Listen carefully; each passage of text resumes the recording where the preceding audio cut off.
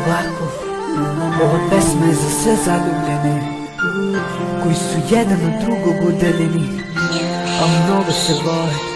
Viđaju se samo jednom godišnje i to na kratko.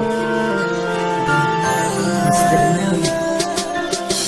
Ćao, ja sam, evo sad ti pišem, želim da ti kažem moje pospavaj mene, sanjaj, hvala ti za sve one naše dane, jer ja sutra moram da idem, opet ću biti daleko od tebe i da li znaš šta ću na putu raditi, slušat ću muziku koja me posjeća na tebe. Moje i moje slike gledat ću stalno, dok si na telefonu ne isprazni baterija totalno.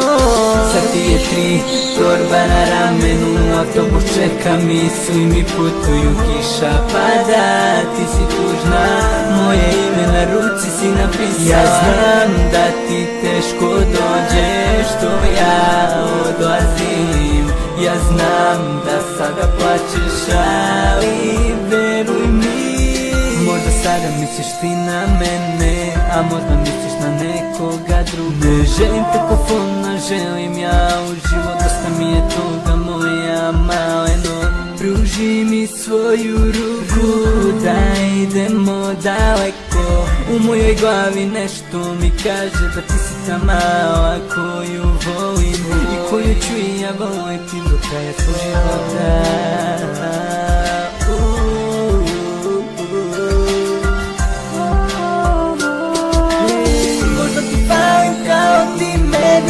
Možda ti plačeš kao ja sada, voli me daljina, mnogo te volim ja.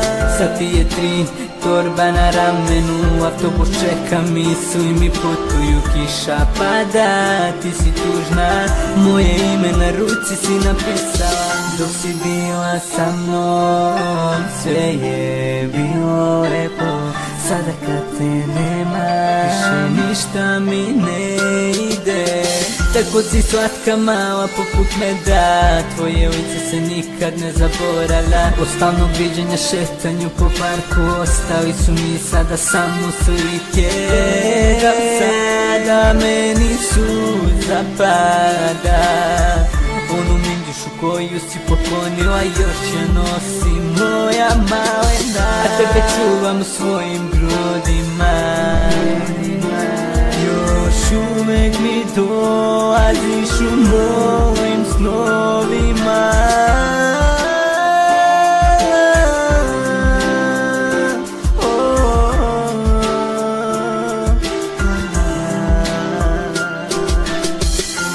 Ti si sada daleko od mene, čekam ja sljedeću godinu da budeš kraj mene.